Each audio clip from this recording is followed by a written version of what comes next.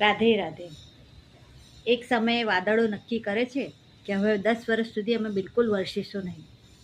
આ સાંભળીને ખેડૂતો પોતાના ઓજારો લઈ અને એને બધાને એક થેલીમાં નાખી દે છે. બાકીના ઓજારોને બંધ કરીને સાઈડ પર મૂકી દે છે. હળ ચલાવવાનું છોડીને હળને સુરક્ષિત જગ્યાએ મૂકી દે છે. પણ તેમાંનો એક ખેડૂત એવો હોય છે જે ખેતીવાડીને છોડતો નથી. એ હળ ચલાવવાનું ચાલુ રાખે છે. આ જોઈને ખેડૂતો એને કહે છે, મૂર્ખો છે, 10 વર્ષ સુધી વરસાદ નથી આવવાનો, તું શું કામ ખેતી કરી રહ્યો છો? ખેડૂત હસે છે અને કહે છે, મારે મારી ખેતીની જાળવણી કરવી છે એટલે કરું છું.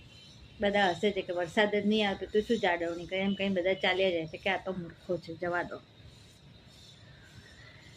થોડા સમય પછી વાદળો ત્યાંથી પસાર થાય છે. વાદળો જુએ છે કે આ રોજ યોગ્ય સમયે આવે છે, નિયમિતપણે પોતાનું ખેતર ખેડે છે, હળ ચલાવે છે. એટલે વાદળો પણ અંદરથી વિચાર આવે છે કે લાય અને આજે તો પૂછી જ જોઈએ કે આવું કેમ કરી રહ્યો છે, ખોટી મહેનત શા માટે કરે છે. વાદળો થોડા નીચે આવીને ખેડૂત પાસે જાય છે અને કહે છે કે અમે 10 વર્ષ સુધી વરસવાના નથી, પછી તું શા માટે રોજ નિયમિત સમયે આવે છે અને હળ ચલાવે છે, તારી ખેતી ખેડે છે.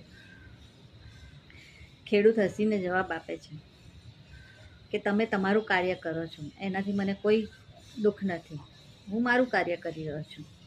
તમે 10 વર્ષ સુધી નહીં વરસો અને ક્યાંક હું ખેતી કરવાનું ભૂલી જઈશ તો, એટલે હું રોજ નિયમિત સમયે આવું છું અને હળ ચલાવું છું, ખેતી ખેડું છું. કે ક્યાંક 10 વર્ષ પછી તમે વરસ્યા અને હું મારી ખેતી કરતાં જ ભૂલી ગયો હતો, હું હળ ચલાવતા જ ભૂલી ગયો હતો. એટલે રોજ હું જે રીતે હળ ચલાવતો હતો એ રીતે ચલાવું છું, જે રીતે ખેતી ખેડતો હતો એ રીતે ખેડતો હતો, હું મારું કામ નિયમિત કરું છું. આ સાંભળીને વાદળો ડરી જાય છે. વાદળોને વિચાર આવે છે એની વાત તો સાચી છે. અગર 10 વર્ષ સુધી અમે નહીં વરસીએ અને અમે વરસવાનું ભૂલી જઈશું તો પછી શું કરીશું? અને વાદળો તુરંત જ વરસવા માંડે છે.